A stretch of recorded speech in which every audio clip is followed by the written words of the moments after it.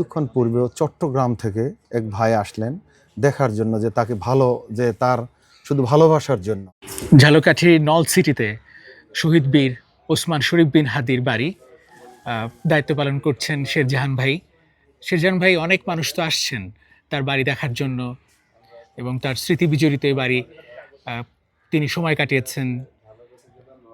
কি কি এক্সপিরিয়েন্স হলো আপনার, যে কারা কারা আসলো বা বিভিন্ন জায়গা থেকে আসছে, বা আপনারা কেন দায়িত্ব পালন করছেন যদি একটু বলেন। জি, আপনাদের অনেক ধন্যবাদ। আপনাদেরকে, আপনারা কষ্ট করে এখনও যে তার স্মৃতি বিজড়িত তার এই নিজের বাড়ি, আমাদের শরীফ ওসমান হাদি ভাই, যিনি গুলিবিদ্ধ হয়ে এক সপ্তাহ মৃত্যুর সাথে লড়ে তো বিদায় নিলেন। তো গুলিবিদ্ধ হওয়ার ওই রাত্র থেকেই আমরা এখানে নিরাপত্তার পাহারায় নিয়োজিত। তো সে থেকে আপনারা আসছেন দূর দূরান্ত থেকে, ঢাকা থেকে। তো কিছুক্ষণ পূর্বেও চট্টগ্রাম থেকে এক ভাই আসলেন দেখার জন্য, যে তাকে যে তার শুধু ভালোবাসার জন্য আমরা এখানে সেই চট্টগ্রাম থেকে আসছি। চিটাগাং থেকে বেশ তারা 4-5 জন লোক দেখলাম, যে বলল যে আমাদের শুধু ভালোবাসায় আসছি, আর কিছু না, একটু দেখার জন্য। যে আমরা শুনেছি যে সৈয়দ শরীফ ওসমান হাদি ভাই যে এত সুন্দর মনের মানুষ, একটু দেখি কোথায় উনি, ওনার বাড়ি কোথায়, ওনার জন্মগ্রহণ কোথায়। তো অনেক সৌহার্দ্যপূর্ণ একটু আলাপ আলোচনা করে গেলেন আমরা। খুবই ভালো, অর্থাৎ হৃদয় বিদারকের মতোই আমার কাছেও লাগলো। এবং তাদের দেখলাম চোখে পানি টলমল করতেছে, কি যে ভালোবাসা তার প্রতি, এটাই দেখলাম। তো এ পর্যন্ত আমাদের তো নিরাপত্তার ডিউটি আমাদের চলবে। পরবর্তী নির্দেশনা আমাদের ঊর্ধ্বতন কর্তৃপক্ষের নির্দেশনা ব্যতীত এখান থেকে পাহারা উড্ড হচ্ছে না, তো চলবে 2 সপ্তাহ প্রায়।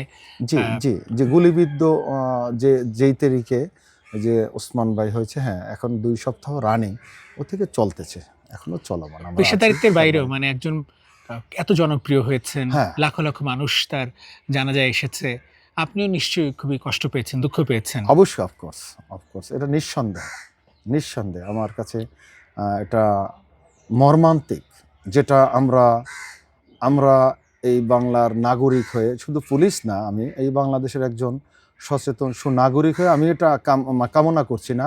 আর আমার তো এটা আমার পুলিশ বাহিনীর আমার জন্য এটা একটা দুঃসংবাদ। আমি ওটা মেনে নিচ্ছি না, এটা কাম্য না। এবং এত বড় জুয়েল ছাত্র, উনি তো অক্সফোর্ড বিশ্ববিদ্যালয় ওখানেরও ছাত্র, এবং শুধু ছাত্রই না, এই শরীফ ওসমান হাদি ভাই উনি ওখানেও ক্লাস নিয়েছেন, উনি শিক্ষকতা করেছেন, উনি ঢাকাতেও শিক্ষকতা করেছেন, সেটা আপনারাও জানেন, নিশ্চয়ই জানেন।